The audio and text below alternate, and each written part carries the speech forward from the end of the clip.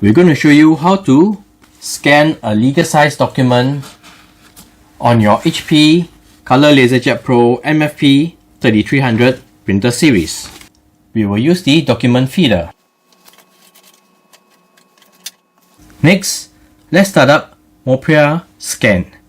If you need the app, simply download from Play Store.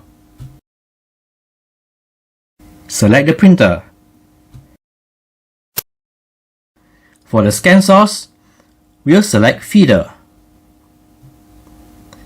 For the sides, we'll scan one-sided.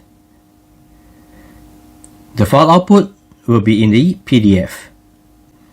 For the scan size, we must select US Legal. Let's scan.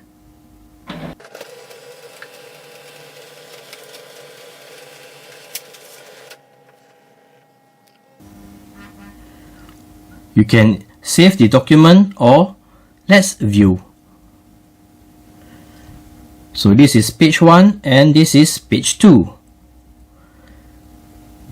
So this is how you scan a legal size document on your HP Color LaserJet Pro MFP 3300 printer series.